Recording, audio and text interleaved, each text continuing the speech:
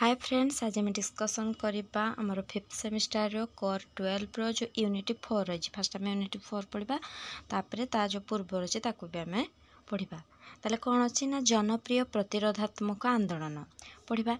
इंग्रेज मान को देश में हटाइबा अनेक आंदोलन करने को पड़ता। कौन है ना इंग्रेज मैंने केवल आम जो पढ़ी असहयोग आंदोलन, भारत छाड़ आंदोलन, केवल से आंदोलन ता पूर्वर अनेक आंदोलन होता। जमती देखा ओडिशा रे होता आंदोलन विषय पढ़ा। ओडिशा रे को आंदोलन होता इंग्रेज मान को देश हटाइबा। इंग्रेज माने कौन कले ओडिशा को 1803 मसीह अधिकार कले। जो मैंने साधारण समय कृषि कार्य करुले, युद्ध समय सैन्य हो युद्ध करुले, तेणु से पाइक कहुए। पाइक कौ मैंने कहुए जो मैंने युद्ध समय जिते युद्ध होना से कौन करते ना कृषि कार्य करुले, जिते युद्ध होता से कौन करते सैन्य हो जाते से कौन कहुए ना पाइक कहुए। साधारण समय कृषि कार्य जिते युद्ध होता युद्ध, जमती ब्राह्मण मैंने भी चाकरी करते जिते से माने रोज पूजा पूजा भी जाना करते से भाव में पाइक मैंने बिना कर जमी उपभोग करते। कौन है पाइक मैंने जेहेतु युद्ध करते से कौन कर देवाक पड़ ना, से बिना कर जमी को उपभोग करते, से चाष करुले।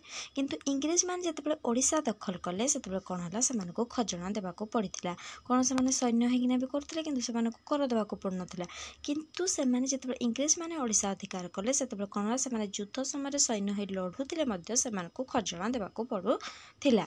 सरकार नीति नियम ओडिया भाषा अनुवाद करागला नहीं, माने कौन सी कथा को ओडिया रे अनुवाद करा। कौन सरकार निष्पत्ति आसला, कौन निष्पत्ति नियाई कौन सी कथा को ओडिशा रे जो ओडिया रे अनुवाद करागला नहीं। जहाँफल कौन लोक मैंने किसी जानी पारे, सरकार नीति नियम बेनियम कले जहाँफल से जरिमाना देवाक पड़ला कि जेल जावाक पड़ला। स्वल्प म्यादी फुराजस्व प्रथा मध्य प्रचलित है। लुण मारिबा अधिकार वंचित से 1817 मसीह पाइक विद्रोह होता। 1817 मसीह क्यों विद्रोह होता? पाइक आम लिखा फास्ट पाइक क्या कहुए जो मैंने साधारण समय कृषि कार्य कि युद्ध समय युद्ध करते से कौन ना पाइक कहुए। पाइक विद्रोह हबार कारण कौन कौन? लुण से मारिबा न देवा, स्वल्प म्यादी फुराजस्व प्रथा, ओडिया भाषा जो किसी अनुवाद करागला नहीं, से खजना देवाक पड़ला। यही सब कारण हूँ पाइक विद्रोह मुख्य कारण। यार नेतृत्व किए नहीं ना बक्सी जगबंधु। तापर पढ़ा आम घुमुसरे कंध विद्रोह विषय। घुमुसर राजा इंग्रेज को निर्धारित समय कर दे पारे ना। घुमुसर जी राजा थे कौन है जो इंग्रेज मैंने जो कर देवाई कहते से ठीक भाव में दे पारे ना, तेणु क्षमतार हटई दिगला। जमी कौन आम जो गाड़ी आनीजे लोन जब ठीक टाइम कौन हम ना लोन दे पारे न था कौन हुए ना गाड़ी नहीं जाए। से भाव सी भी जिते राजा कौन इंग्रेज को कर दे पारे से क्षमतार हटई दिगला। तेणु कंध मैंने कौन कले ना विद्रोह कले। मुख्य नेता किए थे ना चकरा विषय और दरा विषय। कंध मान को आउ कर देवाक पड़ोनी बोली कौन कराला घोषणा कराला। से कंध मान को आगले तुमको कर देवाक पड़ोनी, किंतु हेले भी कौन है ना कंध मैंने विद्रोह जारी कले। तेणु कौन फास्ट कौन ना दरा विषय को धरवाई कौन ना 5000 टंका घोषणा कराइला। तापर चकरा विषय को धरवाई 3000 टंका घोषणा करागला। और चकरा मत धरा पड़े। दरा विषय को कौन ना अनुकूल धरिकिना मांद्राज पठे दिगला, जहाँफल मृत्युदंड से दिगला। ये पॉइंट एक्चुअली भि डबल आई VI VI भि डबल आई। किए घोषणा करते ना डेलाहाउसी। डेलाहाउसी कौन करते? रेल चलाचल, टेलीफोन व्यवस्था, जहाँफल कंध को दमन करागला ना। जो मुख्य नेता माने थिले घुमुसर जो मुख्य नेता जो माने थिले ना कौन ना चकरा विषय दरा विषय को पैसा माने कहगला ये पैसा दिज्व जी धरदेव, जहाँफल से धरी दिगला, जहाँफल से मृत्युवरण करते। देखा केन्दुझर होता भूया विद्रोह विषय। इंग्रेज मानकर धनुर्जय भंज राजा करिबारु भूया माने 1868 मसीह विद्रोह कले। सेठे कौन है ना घुमुसर जी राजा थे जेहेतु क्षमतार हटई दिगला से कंध मैंने विद्रोह करते। किंतु एठारे कौन करागला ना केन्दुझर जो जहाँ को राजा बनाई इंग्रेज मान राजा बनाते जेहेतु धनुर्जय भंज राजा कौन करागला राजा करने बल 1868 मसीह भूया माने विद्रोह कले। यार नेतृत्व नहीं रत्रा नायक, तेणु ରତ୍ନମେଳି ମଧ୍ୟ କୁହାଯାଏ। ଭୂୟାଁ ବିଦ୍ରୋହକୁ ରତ୍ନମେଳି କୁହାଯାଏ କାରଣ ରତ୍ନନାୟକ ଏହାର ନେତୃତ୍ୱ ନେଇଥିଲେ। ଇଂରେଜମାନେ ସୈନ୍ୟ ଶିବିର ନଷ୍ଟ କରିଦେଲେ କୋଉମାନେ ନା ଏଇ ବିଦ୍ରୋହରେ। ତାପରେ ଇଂରେଜମାନେ ବିଦ୍ରୋହକୁ ଦମନ କଲେ ଓ ରତ୍ନନାୟକକୁ ଫାଶୀ ଦିଆଗଲା। ତାପରେ 1898 ମସିହାରେ ଧରଣୀଧର ଭୂୟାଁ ନେତୃତ୍ୱ ନେଲେ, ସେଥିପାଇଁ ତାକୁ କୁହାଗଲା ଧରଣୀମେଳି। ସେ ରତ୍ନନାୟକ ରହିଥିଲେ, ସେଥିପାଇଁ ରତ୍ନମେଳି କୁହାଗଲା। 1898 ମସିହାରେ ଏହାର ନେତୃତ୍ୱ ନେଇଥିଲେ ଧରଣୀଧର ଭୂୟାଁ, ତେଣୁ ଏହାର ନାଁ କ'ଣ ହେଲା ନା ଧରଣୀମେଳି। ଧରଣୀଧର କେଉଁଝର ଦଖଲ ନ କରିପାରି ଶେଷରେ ବନ୍ଦୀ ହେଲେ ଆଉ ବିଦ୍ରୋହକୁ ମଧ୍ୟ ଦମନ କରି ଦିଆଗଲା। ଏଇ ଯେଉଁ କେନ୍ଦୁଝର ଯେଉଁ ଭୂୟାଁ ବିଦ୍ରୋହ ତାକୁ ବି ଇଂରେଜମାନେ କ'ଣ କଲେ ନା ଦମନ କରିଦେଲେ। ତ ଦେଖିବା କୋଲ୍ହ ବିଦ୍ରୋହ ଜମି ସିଂହଭୂମିକୁ ଯେତେବେଳେ ରାଜା ଘନଶ୍ୟାମ ଚେଷ୍ଟା କଲେ, ତେଣୁ କୋଲ୍ହମାନେ ତାଙ୍କୁ ବିଦ୍ରୋହ କଲେ। ଯେତେବେଳେ କୋଲ୍ହମାନଙ୍କର ଯେଉଁ ଜମି ଥିଲା ସିଂହଭୂମି, ତାକୁ କ'ଣ କଲେ ନା ରାଜା ଘନଶ୍ୟାମ କ'ଣ କଲେ, ସେ ନେଇଯିବାକୁ ଚାହୁଁଥିଲେ ସେ ଜମି ସିଂହଭୂମି ଜମିକୁ। ଯାହାଫଳରେ ସେମାନେ କ'ଣ କଲେ, କୋଲ୍ହମାନେ ବିଦ୍ରୋହ କଲେ। କିନ୍ତୁ କ'ଣ କଲେ ନା ଇଂରେଜମାନେ ଯେଉଁ ସିଂହଭୂମିକୁ ଦଖଲ କରିବା ପାଇଁ ଯେଉଁ ରାଜା ଥିଲେ ରାଜା ଘନଶ୍ୟାମ, ତାଙ୍କୁ କ'ଣ କଲେ ଇଂରେଜମାନେ ତାଙ୍କୁ ସାହାଯ୍ୟ କଲେ। ଯାହାଫଳରେ ଯେହେତୁ ସେମାନେ ସାହାଯ୍ୟ କଲେ, ସେଣୁ ତ କ'ଣ କରିବାକୁ ପଡ଼ିବ ନା କୋଲ୍ହମାନଙ୍କୁ ଦମନ କରିବାକୁ ପଡ଼ିବ ତାଙ୍କ ଆନ୍ଦୋଳନକୁ। ତାପରେ କ'ଣ ନା ଜମିଦାରଙ୍କୁ କ୍ଷମତା ଦିଆଗଲା ନାହିଁ, ତେଣୁ ସେମାନେ ହତ୍ୟା ଲୁଣ୍ଠନ କାର୍ଯ୍ୟରେ ମାତିଗଲେ। ବାରମ୍ବାର ବିଦ୍ରୋହରେ ମଧ୍ୟ କୋଲ୍ହମାନେ ହାତ ଆସିଲେ। ବାରମ୍ବାର କୋଲ୍ହମାନେ ବିଦ୍ରୋହ କଲେ, କିନ୍ତୁ ସେ ବିଦ୍ରୋହକୁ କ'ଣ କଲେ ନା ଘନଶ୍ୟାମ ଇଂରେଜମାନଙ୍କ ସହିତ ମିଶି କ'ଣ କରିଥିଲେ, ସେ ବିଦ୍ରୋହକୁ ଦମନ କରିଥିଲେ। କିନ୍ତୁ କୋଲ୍ହମାନେ କିଛି କରିପାରିଲେ ନାହିଁ। କୋଲ୍ହମାନଙ୍କର ବିଦ୍ରୋହକୁ ଦମନ କରିବା ପାଇଁ ସୈନ୍ୟବାହିନୀ ପଠାଗଲା ଓ ଦମନ କରାଗଲା। ତାପରେ ପଡ଼ିବା ସାନ୍ତାଳ ବିଦ୍ରୋହ ବିଷୟରେ। ମୟୂରଭଞ୍ଜର ରାଜା ଶ୍ରୀରାମଚନ୍ଦ୍ର ଭଞ୍ଜଦେଓ ପରେ 3 ଜଣ ପ୍ରଶାସନିକ ଅଧିକାରୀ ଶାସନଭାର ଗ୍ରହଣ କଲେ, କିନ୍ତୁ ସେ ବିଦେଶୀ ହୋଇଥିବାରୁ ଲୋକମାନେ ତାଙ୍କୁ ସ୍ୱାଗତ କଲେ ନାହିଁ। ଏ ସାନ୍ତାଳ ବିଦ୍ରୋହ କ'ଣ ପାଇଁ ହେଇଥିଲା ନା ମୟୂରଭଞ୍ଜର ଯିଏ ରାଜା ଥିଲେ ତାଙ୍କ ପରେ କୌଣସି ରାଜାଙ୍କୁ ଦାୟିତ୍ୱ ନ ଦେଇ 3 ଜଣ ପ୍ରଶାସନିକ ଅଧିକାରୀକୁ ଦିଆଗଲା। କିନ୍ତୁ ଯେହେତୁ ଏ ପ୍ରଶାସନିକ ଅଧିକାରୀ 3 ଜଣ ଥିଲେ, ସେମାନେ କୌଣସି ବି ଆମ ରାଜ୍ୟର ନଥିଲେ, ସେମାନେ କ'ଣ ଥିଲେ ବିଦେଶୀ ଥିଲେ। ସେଥିପାଇଁ ତାଙ୍କୁ ସାନ୍ତାଳମାନେ କ'ଣ କଲେ ନା ସ୍ୱାଗତ କଲେ ନାହିଁ, ତେଣୁ ସେମାନେ ବିଦ୍ରୋହ କଲେ। ଏହାର ନେତୃତ୍ୱ କିଏ ନେଇଥିଲେ ନା କଙ୍କା ମାଝୀ ଓ କାଳିଆ ମହାନ୍ତ। ଶସ୍ୟ ଖରାପ ହେଲେ ବି ତାଙ୍କୁ ରାଜସ୍ୱ ଦେବାକୁ ପଡ଼ୁଥିଲା। ଆମଲାମାନେ ବାହାର ଅଞ୍ଚଳର ଲୋକମାନେ ଥିଲେ, ତେଣୁ ତାଙ୍କୁ ଅବହେଳା କରାଯାଉଥିଲା। ସମାଜରେ 2 ପ୍ରକାର ଶ୍ରେଣୀ ସୃଷ୍ଟି ହେଲା। କ'ଣ ହେଲା ନା ସେମାନଙ୍କୁ ଖରାପ ବ୍ୟବହାର ଦେଖାଯାଉଥିଲା। ସେମାନଙ୍କର ଶସ୍ୟ ଯଦି ଖରାପ ହେଉଥିଲା ବି ସେମାନଙ୍କୁ କ'ଣ କର ବା ରାଜସ୍ୱ ଦେବାକୁ ପଡ଼ୁଥିଲା। ଆଉ କ'ଣ କଲା, ଯେଉଁମାନେ ଆମଲାମାନେ ଥିଲେ ସେମାନଙ୍କୁ ବାହାର ଅଞ୍ଚଳ ବୋଲି ଧରାଗଲା, ସେଥିପାଇଁ ତାଙ୍କୁ କୌଣସି ସୁବିଧା ଦିଆଗଲା ନାହିଁ। ଯାହାଫଳରେ ସମାଜରେ 2 ପ୍ରକାର ଶ୍ରେଣୀ ସୃଷ୍ଟି ହେଲା। ଗୋଟେ ହେଲା ଶୋଷକ, ଶୋଷିତ।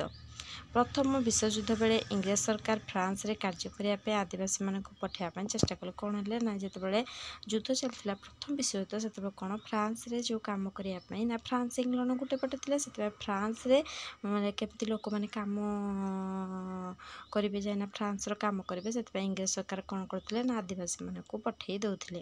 ଏହିସବୁ କାରଣ ଥିଲା ସାନ୍ତାଳ ବିଦ୍ରୋହର ଦାୟିତ୍ୱ। ଆମେ ଏଠି କ'ଣ ପଢ଼ିବା ନା ସାନ୍ତାଳ ଯେତେ ବି ଆମେ ସବୁ ପଢ଼ିବା ବିଦ୍ରୋହ ବିଷୟରେ, ତା'ର କ'ଣ ହେବ ନା ତା'ର କାରଣ ପଢ଼ିବା ଆଉ ତା'ର ନେତୃତ୍ୱ କିଏ ନେଇଥିଲେ। ଇଂରେଜ ସରକାର ବିଦ୍ରୋହମାନଙ୍କୁ ତୀର ଫିଙ୍ଗିଲେ। 5000 ବିଦ୍ରୋହୀକୁ ମଧ୍ୟ ବନ୍ଦୀ କରାଗଲା। ବ୍ରିଟିଶ ଅଫିସ ପୋଡ଼ି ଦିଆଗଲା। ଶୋଷଣକୁ ପ୍ରତିବାଦ କରାଗଲା। କ'ଣ ହେଲା ନା କ'ଣ କରିଦେଲେ, ଯେତେବେଳେ ସେମାନେ ବିଦ୍ରୋହ କଲେ, ବିଦ୍ରୋହ କରିବା ସମୟରେ ସେମାନେ କ'ଣ କଲେ ନା ବିଦ୍ରୋହରେ ବ୍ରିଟିଶ ଅଫିସକୁ ପୋଡ଼ିଦେଲେ, ଶୋଷଣକୁ ପ୍ରତିବାଦ କଲେ। ଆଉ କ'ଣ ବିଦ୍ରୋହୀମାନେ ତୀର ଫିଙ୍ଗିଲେ ଲୁଚିକିନା ଇଂରେଜ ସରକାରମାନଙ୍କ ଉପରୁ। ତାପରେ କ'ଣ ହେଲା ନା ଯାହାଫଳରେ କ'ଣ ହେଲା ନା କିନ୍ତୁ ଏତେ ସବୁ ହେଲା ପରେ ବି କ'ଣ ହେଲା ନା ଇଂରେଜ ସରକାର ସେମାନେ ଯେମିତି ତୀର ଫିଙ୍ଗିଲେ, ସେମାନେ ବି ଲୁଚିକିନା ସେମାନଙ୍କୁ କ'ଣ କଲେ ନା ତୀର ଫିଙ୍ଗିଲେ। ବହୁତ ବିଦ୍ରୋହୀ ମରିଗଲେ। ଆଉ କ'ଣ ହେଲା ନା ସେମାନଙ୍କୁ ବନ୍ଦୀ କରିଦିଆଗଲା, ଯାହାଫଳରେ ଏହି ବିଦ୍ରୋହକୁ ମଧ୍ୟ ଦମନ କରାଯାଇଥିଲା। ତାପରେ ପଢ଼ିବା ଆମେ ନୀଳ ଚାଷର ବିଦ୍ରୋହ ବିଷୟରେ। ନା 1750 ମସିହା ବେଳକୁ ଇଷ୍ଟ ଇଣ୍ଡିଆ କମ୍ପାନୀ ଏକମାତ୍ର ବାଣିଜ୍ୟ କମ୍ପାନୀ ଥିଲା। ସେ ନୀଳ ଚାଷ କରିବା ପାଇଁ ଚେଷ୍ଟା କଲା। ଏହା ବେଙ୍ଗଲରେ ପ୍ରଥମେ ଆରମ୍ଭ ହୋଇଥିଲା।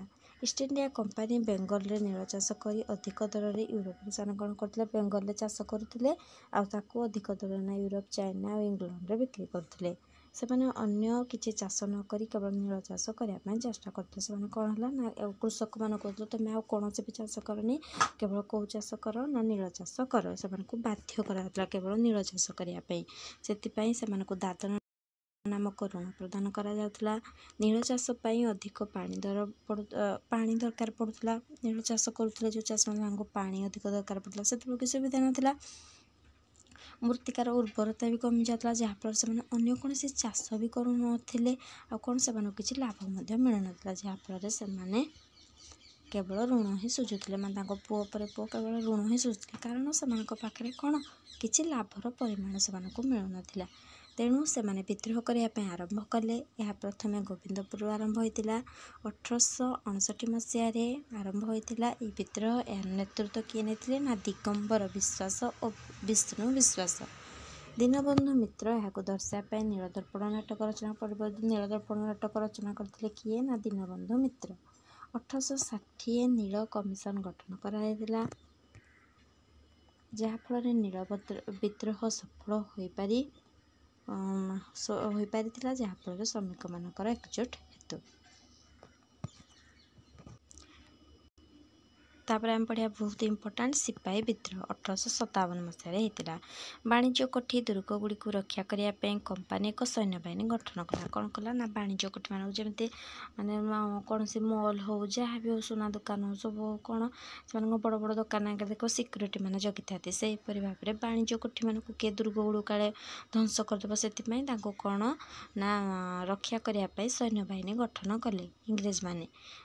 ଯେଉଁ କମ୍ପାନୀ ଆସିଥିଲା ଇଷ୍ଟ ଇଣ୍ଡିଆ କମ୍ପାନୀ, ଯେଉଁ ଭାରତୀୟମାନେ ସେହି ସୈନ୍ୟବାହିନୀରେ ଯୋଗ ଦେଲେ ସେମାନଙ୍କୁ ସିପାହୀ କୁହାଯାଉଥିଲା। ପ୍ରଥମେ ସିପାହୀ କ'ଣ, 1857ରେ ସେହି ସିପାହୀମାନେ କମ୍ପାନୀ ଶାସନ ବିରୁଦ୍ଧରେ ବିଦ୍ରୋହ କଲେ, ସେମାନେ ତାଙ୍କୁ ସିପାହୀ ବିଦ୍ରୋହ କୁହାଗଲା। ତାହେଲେ ଫାର୍ଷ୍ଟ ଆମେ ଦେଖିବା ସିପାହୀ ବିଦ୍ରୋହ କାହାକୁ କୁହାଯାଏ ନା ସିପାହୀ ସେମାନେ କ'ଣ ପାଇଁ ଗଠନ କରିଥିଲେ, ବାଣିଜ୍ୟ ଦୁର୍ଗଗୁଡ଼ିକୁ ରକ୍ଷା କରିବା ପାଇଁ। ଯେହେତୁ ସେମାନେ ସେଇଥିରେ ଯୋଗ ଦେଲେ ସେଥିପାଇଁ ସିପାହୀ କୁହାଗଲା। ଏଇ ଯେଉଁ ସିପାହୀମାନଙ୍କୁ ତିଆରି କରାଯାଇଥିଲା ବାଣିଜ୍ୟ କୋଠିଗୁଡ଼ିକୁ ଦୁର୍ଗଗୁଡ଼ିକୁ ଜଗିବା ପାଇଁ, ସେମାନେ କ'ଣ କଲେ ନା ସେମାନେ ଇଂରେଜ ଶାସନ ବିରୁଦ୍ଧରେ ବିଦ୍ରୋହ କଲେ। ସେମାନେ ଦେଶୀୟ ରାଜ୍ୟକୁ ଅଧିକାର କରିନେଲେ। ୱେଲସଲିଙ୍କ ସାମନ୍ତ, କ'ଣ କାରଣ ଥିଲା ସିପାହୀ ବିଦ୍ରୋହ ହେବାର, ଯେଉଁ ୱେଲସଲିଙ୍କ ସାମନ୍ତ ସନ୍ଧି ପ୍ରଥା ଆଉ ଡେଲହାଉସିଙ୍କ ରାଜସ୍ୱ ଲୁଟ୍। ସାମନ୍ତ ସନ୍ଧି ପ୍ରଥା ମାନେ କ'ଣ, ଇଂରେଜମାନେ କହୁଥିଲେ ସବୁ ରାଜାମାନଙ୍କୁ ଯେ ତୁମେମାନେ କ'ଣ କର, ନେଇକିନା କ'ଣ କର ନା ଆମର ସୈନ୍ୟମାନଙ୍କୁ ରଖ ଆଉ ସେମାନଙ୍କର ଖାଇବା ପିଇବା ଖର୍ଚ୍ଚ ସବୁ ଦିଅ, ମାନେ ଆମର ସୈନ୍ୟ ତୁମେ ନିନା ରଖ ଆଉ ସେମାନଙ୍କର ଖାଦ୍ୟ ପୋଷଣ ସବୁ ତୁମେ ରଖିବ। ଆଉ କ'ଣ, ଯାହାଫଳରେ କ'ଣ ହେଲା ନା ରାଜାମାନଙ୍କର ବହୁତ କ୍ଷତି ମଧ୍ୟ ହେଲା। ଡେଲହାଉସି ରାଜସ୍ୱ ଲୋପ ନୀତି କ'ଣ ନା ରାଜସ୍ୱ ଲୋପ ନୀତି ହେଉଛି ଯେଉଁମାନଙ୍କର ପୁଅ ନଥିଲା କ'ଣ ସେମାନେ ପୋଷ୍ୟପୁତ୍ର ଗ୍ରହଣ କରୁଥିଲେ, କିନ୍ତୁ ଏଇ ରାଜସ୍ୱ ଲୋପ ନୀତି ଫଳରେ କ'ଣ କଲେ ନା ଡେଲହାଉସି କେହି ବି କ'ଣ କରିପାରିବେ ନା ପୋଷ୍ୟପୁତ୍ର ଗ୍ରହଣ କରିପାରିବେ ନାହିଁ। ଆଉ ଯାହାର ପୁଅ ନଥିବ ସବୁ ରାଜ୍ୟ କାଢ଼ି ପଳେଇବ ନା ଇଂରେଜମାନଙ୍କ ପାଖକୁ ପଳେଇବ। ସତୀଦାହ ପ୍ରଥାର ଉଚ୍ଛେଦ ହେତେବେଳେ କ'ଣ ହେଉଥିଲା, ମାନେ ସତୀଦାହ ପ୍ରଥା ଆମର ଗୋଟେ ବହୁତ, ସେତେବେଳେ ଲୋକମାନେ ମାନୁଥିଲେ ଯେ ଏହା ଭଗବାନଙ୍କ ଇଚ୍ଛା, ଯାହାଫଳରେ କ'ଣ ନା ସେମାନେ ଏହାକୁ ଉଠେଇଦେବା। ଯେତେବେଳେ ସେମାନେ ଉଠେଇଦେଲେ ଇଂରେଜମାନେ ୱିଲିୟମ ବେଣ୍ଟିଂ 1829 ମସିହାରେ, ସେତେବେଳେ କ'ଣ ହେଲେ ନା ଆମ ହିନ୍ଦୁମାନେ କ'ଣ ହେଲେ ବହୁତ ଜୋରେ ରାଗି ଯାଇଥିଲେ ଇଂରେଜମାନଙ୍କ ଉପରେ। ଏହା ମଧ୍ୟ ଗୋଟେ କାରଣ।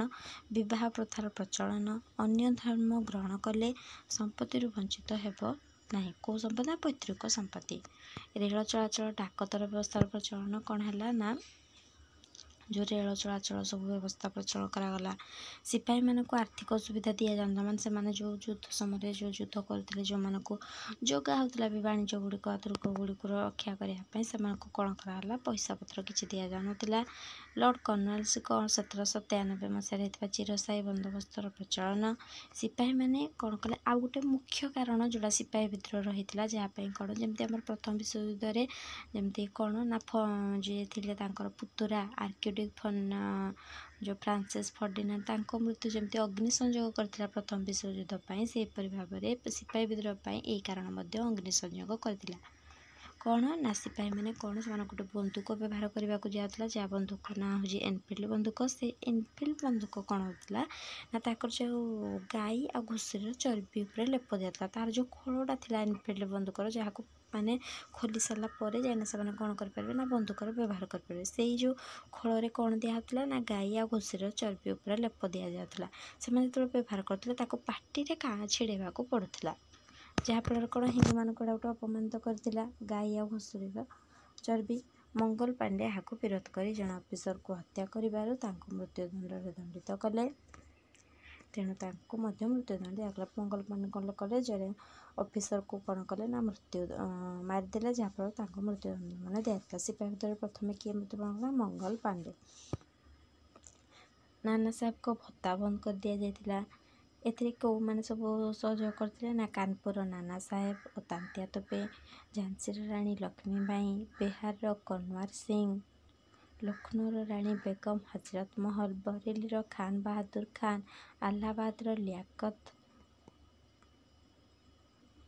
ତାପରେ ହେଉଛି କ'ଣ ଲିଆକତ ଅଲି ଖାଁ, ଆଉ ଓଡ଼ିଶାର ବୀର ସୁରେନ୍ଦ୍ର ସାଏ ଆଦି ମଧ୍ୟ ଯୋଗ ଦେଇଥିଲେ। ଆଉ ଦିଲ୍ଲୀର କିଏ ନା ବାହାଦୁର ଶାହ ଜଫର।